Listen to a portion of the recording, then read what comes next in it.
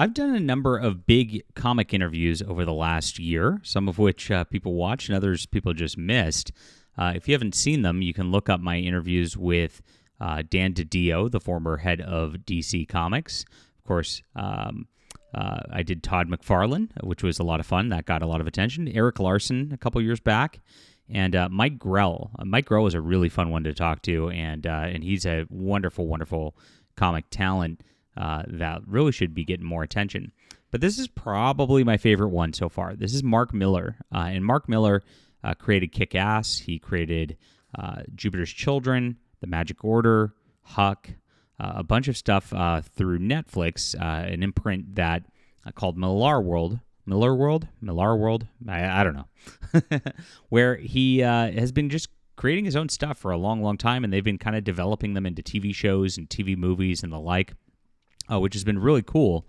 It's a very different game than trying to slog away from Marvel and DC. But he's also a person who created the Ultimates, which was the Ultimate Marvel Universe back in the day.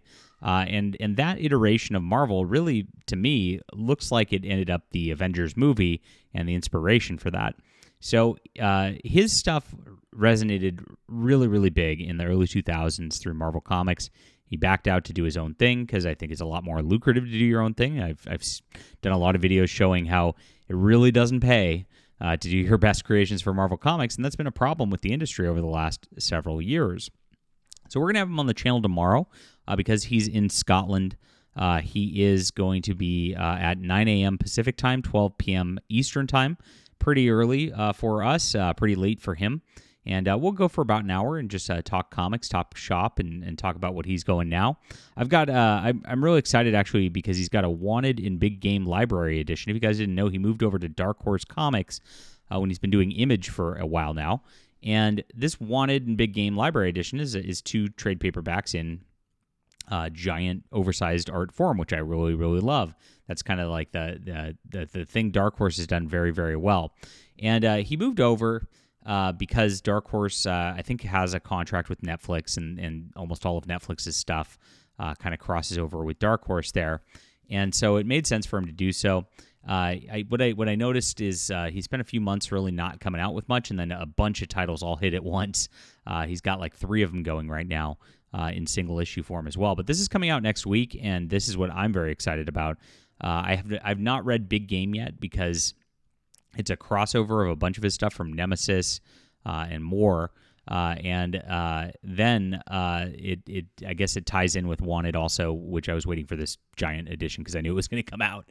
So I'm excited to actually get to read this for once.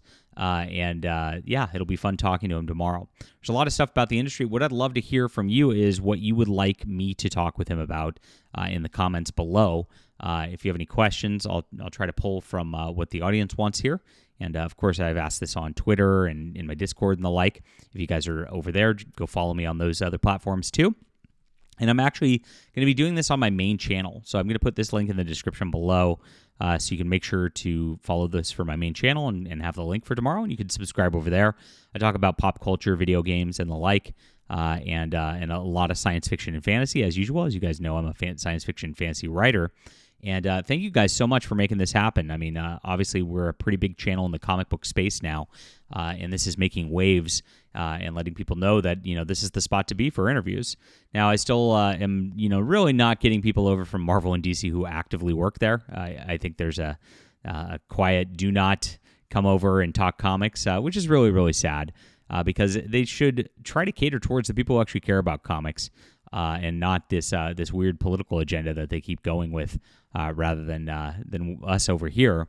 There's a lot. They always say comics are for everyone. It should be inclusive. But guys, it's time to kind of give up on your little anti comic book YouTuber games here. It's not helping anybody, not helping comic shops, and we would love to have more interviews over here. Maybe this will be seen, and maybe we can get somebody like Gail Simone coming on and chatting about her Uncanny X-Men run. Wouldn't that be wild? The internet would blow up if that was the case. We'd have fun with it, though. All right. Thank you guys for being there. Like I said, leave a comment with what you'd like to hear. And I've got my Hidden Emperor. This is my Kickstarter I was running, and it hit $50,000 and more. And I've got it open for pre-order still on a backer kit store. I'm going to put this in the description below if you've missed it and want to support some great science fiction comic books. Like I said, would love to have you check this out. And thank you guys so much for supporting the channel and for being there. You've been amazing. We'll be back soon.